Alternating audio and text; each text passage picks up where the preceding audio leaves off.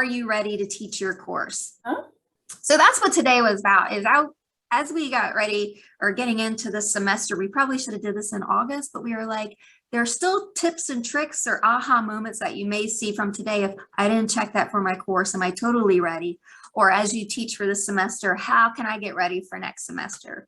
So are you ready? Or as you're mentoring others too, Yes. and helping them. Well, that's what I'm thinking. So are you ready? So things to think about when you're getting ready for to teach your next course are outdated information, technical issues, content mistakes, accessibility. Do I have options for universal design, course copy, and setting up our grade book? So we're going to talk about each one of these and kind of go over, have you looked at these things, and also give you ideas of getting ready for next semester as you're teaching this semester, keeping a little to-do list of things I need to do so I can make my course even better before I teach it again.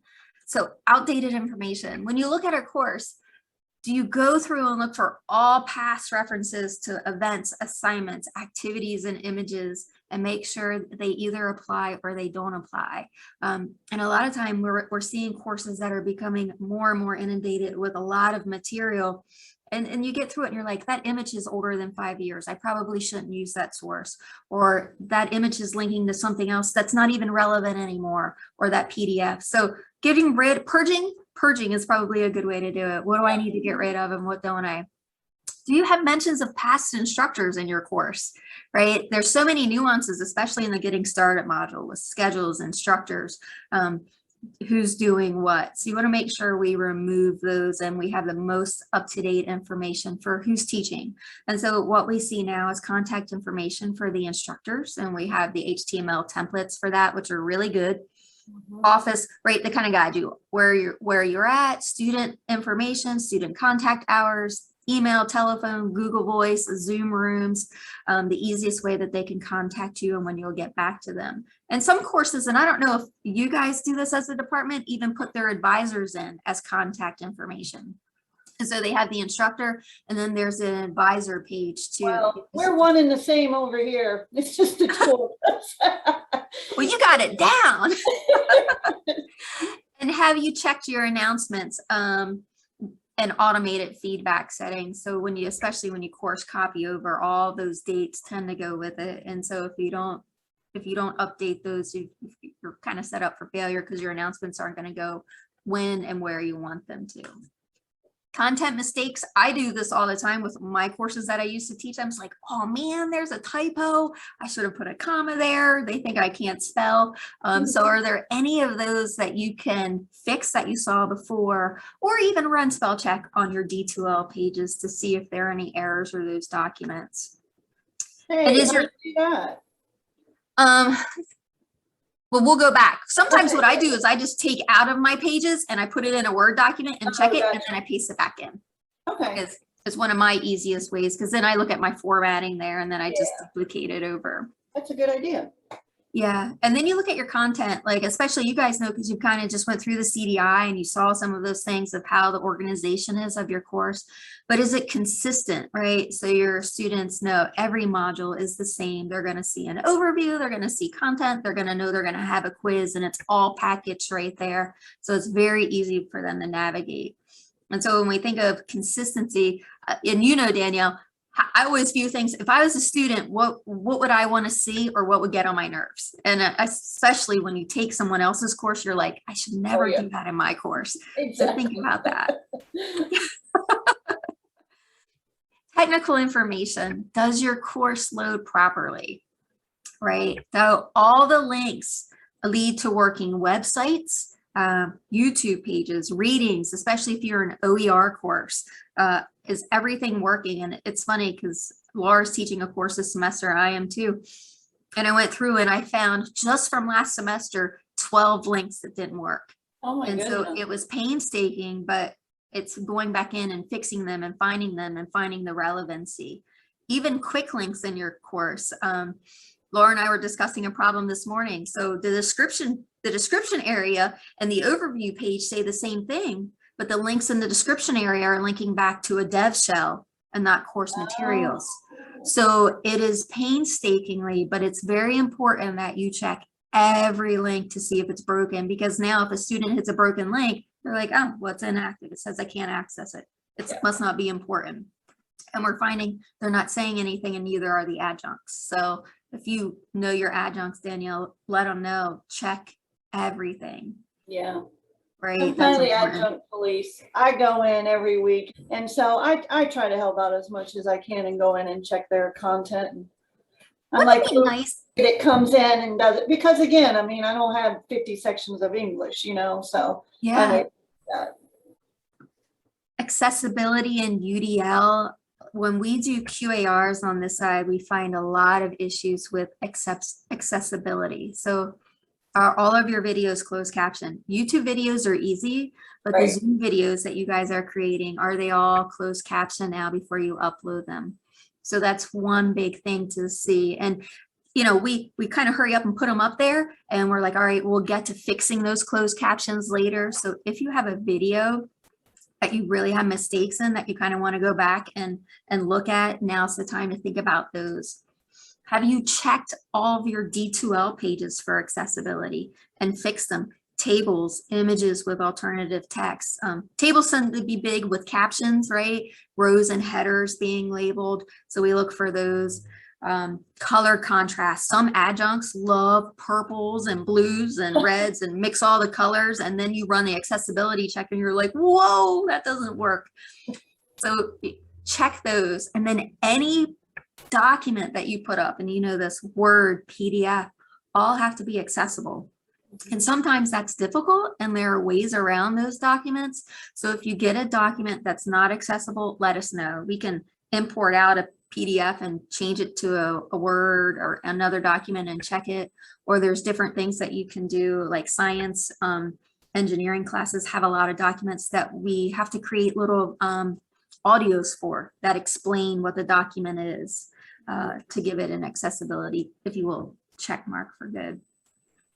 And then think about, as you teach the course the first time and you're going through the second time, are there alternative forms of content that you could add to the course, right? So you've got them reading here, going out and reading this checklist or this page, but is there a video?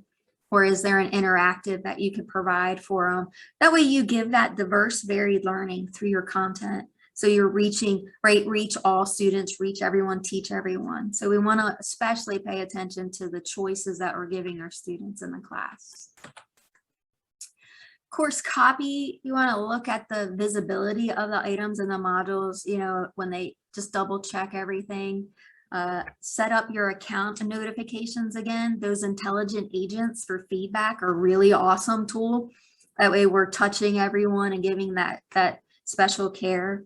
Look at your home pages. We see a lot of home pages without banners, and it's amazing just what a banner does to a home page, right? You're like, yeah, this is my ag class. It totally looks like an ag class. And do you have updated widgets on your homepage for Zoom instructor content? If they're taking a test, you can have a widget for the study guide that links them out to a specific website. But is it personalized to them, and does it have all that other extra stuff out of there that they don't need? So you're going to look at your assignments when you copy them over and make sure that the release dates are correct. You want to look at the course schedule. We saw a course copied over and it was beautiful, and then all the course schedule reflected last semester's course dates. So everything was updated but the course schedule. So it's like another tick. If you don't have the learning objectives in every module, it doesn't take long to put them in, and that's always a great thing to make sure you have, to connect the why and the what with the learning to bridge that gap. And create your announcements, like a new welcome announcement. And I know you guys have done that. But it's just nice to be welcome to the class. Here you are. It looks pretty on the homepage. Here's where you're going to find some important information at. All stuff Danielle, but it's good to have a checklist. It's always good to be reminded. Yeah. So then you want to look at that gradebook. Gradebook is correct. Sometimes when we do course copy to course copy, we get 20 items in the gradebook because we've copied everything a million times over. Like I did a dental class and we had the same item 20 times. So we want to make sure the gradebook is correct. And look at your assignments again, that's connected to the gradebook. Are they clear, and do you have those directions?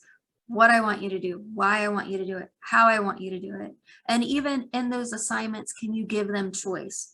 Can they submit a text format? Can they submit an audio? Can they submit a presentation, a PowerPoint? Like in the rubrics, if you're not really grading on writing skills, right, and you're looking for the content and understanding, can you give them the autonomy of choice, right? And that way, maybe they'll want to do the assignment more because they're like, oh, I don't have to write a page. I can send her a video and let her know how awesome all of this stuff is. So clear directions and maybe choices if you can add it. And make sure your grade book matches your expectations and the syllabus. So if your syllabus says here are the grade breaks down and your expectations say this, then your grade book should match with the way that your courses are weighted. It's funny, I did a workforce development course not too long ago, and the syllabus said one thing, and then in the expectations, we were developing something else. I was like, oh, we can't change that. So everything has to match. And some tips, you always want to welcome the students to your course, make it personal, your instructor bios, right? It's time for them to be fun, see you in a different light besides, you know, sitting behind a desk. Who are you, you know? So it's great not only to provide your background, but a little bit of what you like to do. You know, Danielle, I have 2 kids, I love kayaking, you know, I love cooking, whatever. So they get that personalization and they know you at a different level. Messages are super easy and yet super important in your class. So if you don't know how to use intelligent agents in the course, let us know and we can help you because you can set them up to give your students praise and not just focus on the students who aren't doing well in the class. So really, you can do it 2 ways, and that way they're getting that feedback and encouragement. Make sure you and all your adjuncts know how important communication is, and so it should be frequent. All right, we're trying to decide what frequent is, but it's a good rule of thumb to at least have an announcement once a week, a touch point to let them know. Encourage your students to share background information with you, learning goals, who they are, what interests they have, because that can help you drive them towards assignments and maybe even develop different assignments in your course to make it meaningful and relevant to their career path. And my favorite is keep a to-do list for next semester that's separate than all my other to-do lists, right? So when I'm teaching this course, I have these great ideas, but I lack follow through. So where's that to-do list at that next time I should do this? What I would like changed, what didn't work, what the students loved, what they hated it. Even those self-evaluations for your students to fill out are great. And then you can go back in while it's fresh and before you leave for Christmas and say, make these changes before your course copy the next semester, and then do it all over again. And so Laura put in the chat pretty much a link to, it's a 1-page Word document with a lot of the points that we talked about today. So if you have adjuncts, you're like, or, you know, just a reminder for you, some quick things to look at, that's what that is for. I appreciate that a lot because now I can send that out to everyone as a little reminder. That's great. Yeah, and then last but not least, check your course in student view. That's my thing. My go-to, I do it all the time. Perfect. And Something. I don't think we do it enough. I think we look at it and we're like, this looks awesome. And then we get to an assignment and we're like, why do you see it that way? Or how is it that way? So if we just take the time and make sure everybody's looking at their modules in the way that they're developed in the student view, it may change the outlook for how they present material or assignments and how it looks. See if you have any questions or anything that you want to ask or discuss with us that we can answer. Hi, Al. Hi, Al. Hey, Danielle, can I just add a quick follow-up on something that Hilary said about the to-do list for your course? One of the things that I do that worked out really nice for me is I actually create a little spot that's for faculty. It's called instructor resources, and then inside of there I have 1 page that literally I can go in and add the notes to about things I want to change right in the course. Okay. So, and then when the course is copied, that list kind of travels with it. So some things I may not get to right away, and so I can go back to that list and go, oh, I can cross out these items, and I don't even take them off the list because I then look back at it a semester later and can say, wow, I made these changes, but they didn't work. Yeah. And so what do I have to do? And so it's a nice place, even if you're copying the course many times, for your adjuncts to also have a spot that they can go to, and maybe they might find something that we completely miss. And then they can write in there in the list, they're going, ooh, the video actually stops at this point or something like that. But just something, so in the moment, you don't have to grab a piece of paper, you hop right into the course, go right to the instructor resources, go to the things to do or whatever you want. There we go. My biggest problem is I lose pieces of paper. I'm so horrible with paper. I lose paper. Post-its. So that's probably for me, it's like if I put it right in the course, I could jump straight to it in the course, make the edit to it, and then I know always where it is. And even if I have to go and, like, for me, if I have to rush someplace, I can always pull it up on my laptop and I know where the course item is. Like when I'm doing course constructions, this is like essential for me because the faculty and I are working in kind of two different places. It's great for us to both add in there. It's like Al's to-do list and then Betty's to-do list. And that way we can cross them off as we go. We don't delete them. We just cross them off because there might be something we loop back around and going, what was that item that we had on there? I don't remember what it is, but like you said, just for me, it helps if I do it inside the course, because then it gets copied from semester to semester and we know what that to-do list is and maybe things that we need to address in the future or something like that. I love that so much. Yes. Hilary, your presentation was wonderful, but you know how it's like, what's that one takeaway from today? Al, That's I think that's it. Because we do. And even if, like I have a planner and I actually am pretty organized despite the sticky notes or whatever. But like you said, and then you got, 20 classes and where is this note? I love that so much. And then it copies over and copies over. Thank you so much for that tip. That's great. I love it.